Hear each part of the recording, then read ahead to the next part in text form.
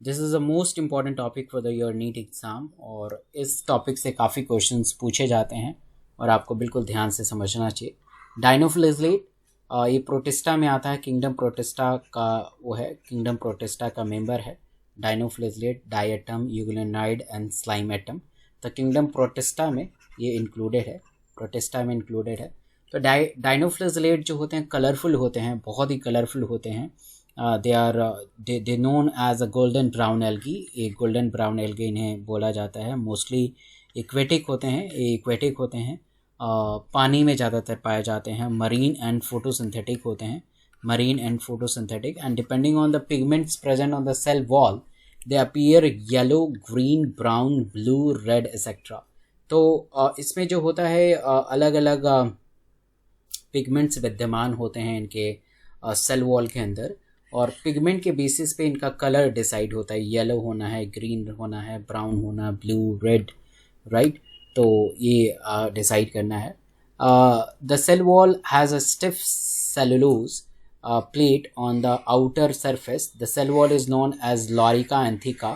और डायटम में अगर देखेंगे तो अलग है, एपीथीका एंड हाइपोथीका होता है, जो कि सोप बॉक्स के जैसा होता है। बट यहाँ पे डाइनोफ्लेजलेट में आपको लॉरिका और थीका देखने को मिलेगा। It is made up of cellulose and pectin. ये सेलुलोज और पैक्टिन से मिलके बना होता है और इनमें लाइट एमिटिंग प्रॉपर्टी होती है, इनसे लाइट एमिट होता है। तो they show the bioluminescence, they emit the light. Example the Gonyaulax, Noctiluca, ये काफ़ी इंपॉर्टेंट है। नॉक्टिल्यूका से काफ़ी क्वेश्चंस आते हैं। बायोलुमिनेंस was first discover in Noctiluca. In Noctiluca में सबसे पहले लाइट एमिटिंग कैपेसिटी डेवलप हो गई थी, लाइट एमिटिंग कैपेसिटी आ गई थी। सम dinoflagellate causes the red tide, Goniolux, Gymnotodium, and they undergo such rapid multiplication they make a sea appear red. पूरा का पूरा जो सी है वो लाल हो जाएगा, पूरा का पूरा जो सी है लाल हो जाएगा। The toxin release by such large number may even kill the other marine animals such as a fishes. और एक मतलब कि एक केमिकल होता है that is called saxitoxin. This is a toxic substance and they causes the paralysis, right. जैसे मान लीजिए कि जो डाइनोफ्लेजलेट को अगर किसी फिश ने खा लिया तो वो फिश की डेथ हो जाएगी, और वही टॉक्सिक सब्सटेंस अगर ह्यूमन बीइंग में आता है तो they lead to the paralysis. तो toxin release by such a large number may even kill the other marine and the fishes, and उस फिशेस के अंदर बहुत सारे टॉक्सिक एक्युमुलेट हो जाएंगे। अगर कोई भी ह्यूमन बीइंग उसी को खाए तो उसको भी ये बीमारी हो सकती है। तो डाइनोफ्लेजलेट में हमारा यूग्लिनाइड में आता है हमारा यूग्लिना। ये भी डाइनोफ्लेजलेट का मेंबर है। They are connecting link between plants and animals. एक connecting link between plants and animals होता है। एंड क्योंकि इसके अंदर प्लांट्स के भी कैरेक्टर विद्यमान होते हैं और एनिमल्स के भी कैरेक्टर विद्यमान होते हैं, तो दोनों ही कैरेक्टर रहते हैं, इसलिए इसे कनेक्टिंग लिंक बोला जाता है। Majority of them are fresh water animals and they are found in stagnant water. Stagnant water में ये मिलते हैं, मतलब जहाँ पे पानी जमा रहता है वहाँ पे खासकर ये मिलते हैं। और instead of cell wall they have a protein layer called a pellicle which make their body flexible. Body को फ्लेक्सिबल बनाने में इनका योगदान रहता है, because they have a flexible structure होता है। और ये क्या होता है कि सनलाइट में खाना बना सकते हैं, तो they act as a plant. और एनिमल्स भी होता है, हेट्रोट्रॉफिक न्यूट्रिशन भी इनमें मिलता है। तो they have a two flagella, one short and one long, and they are photosynthetic. क्योंकि फोटोसिंथेटिक का प्रॉपर्टी आपको पता है कि ये प्लांट ही करता है, and also act as a heterotrophs by the predating on the other smaller organism. The pigments are seen which are present inside the plant, and the reserve food material is pyralium body. इसको याद रखिएगा, pyralium bodies इनके reserve food material होता है।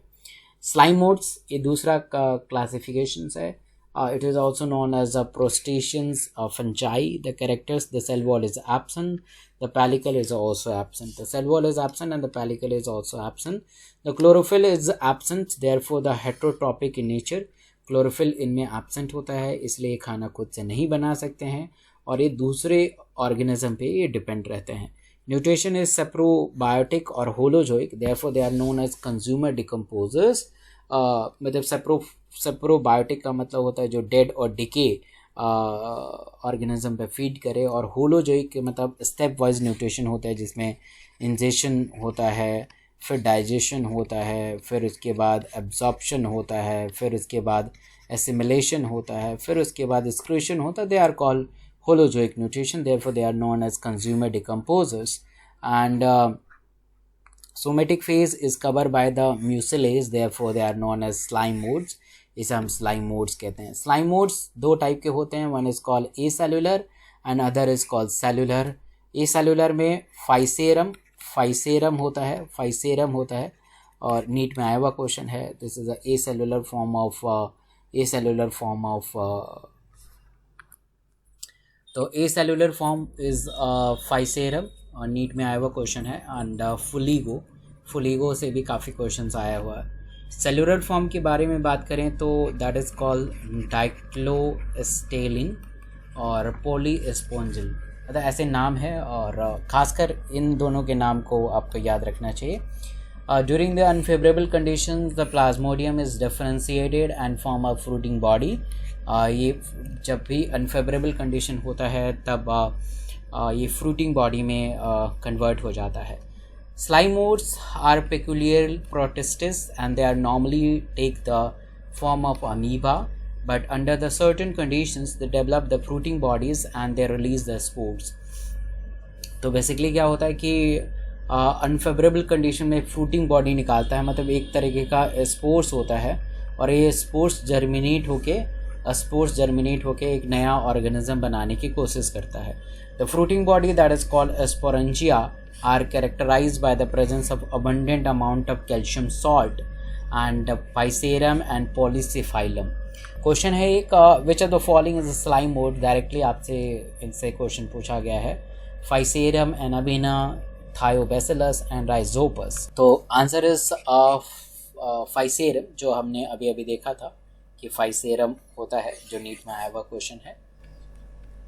आगे बढ़ते हैं, protozoan के बारे में रूबरू कराते हैं आप सबसे. प्रोटोजोन्स क्या होता है? So all protozoan are heterotrophs. Heterotrophs का मतलब होता है कि they depend on the different organism, they feed on the different organism and live as a predators और parasites. They believe to be a primitive relative of the animals. ऐसा believe किया जाता है कि ये primitive relative of the animals के relative होते हैं. They have a 4 groups. Amoeboid protozoans, they are found in the fresh water, sea water and moist water. तो ये fresh water, sea water और moist water में present होता है. Pseudopodia, that is a false feed. They are formed for the capture the food and prey. Pseudopodia जो होता है एक फॉल्स फीड होता है, जो मतलब कि देखो, सीडोपोडिया का मतलब होता है कि एक जगह प्रोटोप्लाज्म इकट्ठा रहता है और जैसे प्रोटोप्लाज्म इकट्ठा होगा तो लुढ़क जाता है, मतलब नीचे की तरफ आता है, फिर धीरे धीरे इकट्ठा रहता है, फिर लुढ़केगा, तो ऐसे धीरे धीरे मूवमेंट चलती रहती है. तो that is called pseudopodia, false feed. तो मूवमेंट बहुत ही स्लो होती है, धीरे धीरे होती है. The marine form has a silica in their cells on the surface, और एंटेमीबा एग्जाम्पल इज पैरासाइट्स इसका एग्जाम्पल है. आई थिंक आपने पढ़ा होगा एंटेमीबा हिस्टोलिटिका. फ्लैजेलेटेड प्रोटोजोन्स की अगर हम बारे में बात करें तो why it is called flagellated protozoans? Because the flagella is present in their cell wall. Flagella is present on the body, therefore they are called flagellated protozoans. इनको फ्लैजेलेटेड प्रोटोजोन्स कहते हैं, राइट. और यहाँ पे देखेंगे कि द मेंबर्स ऑफ इसमें जो मेंबर होते हैं, the member of the group of either free living और पैरासाइट्स. ये फ्री लिविंग भी हो सकते हैं और पैरासाइट भी हो सकते हैं, राइट. फ्री लिविंग भी हो सकते हैं और पैरासाइट भी हो सकते हैं. तो ये फ्री लिविंग भी हो सकते हैं और पैरासाइट भी हो सकते हैं, राइट. सो इसको भी आपको ध्यान में रखना चाहिए.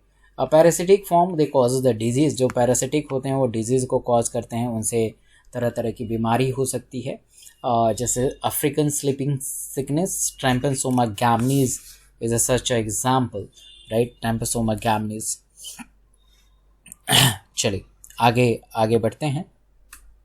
सिलेटेड प्रोटोजोन, सिलेटेड प्रोटोजोन जो होता है बहुत ही ऐसा समझिए कि बहुत ही जो है ट्रांसपेरेंट होता है, आपको ट्रांसपेरेंसी इसमें नज़र आएगी, राइट। तो ये काफ़ी ट्रांसपेरेंट स्ट्रक्चर होते हैं, they are very very transparent, right. तो ये ट्रांसपेरेंसी इनमें पाई जाती है। आप देख के ही बता देंगे कि कैसे कैसा ऑर्गन दिखाई दे रहा है, कैसे कैसे चीज़ें आपको दिखाई दे रही हैं।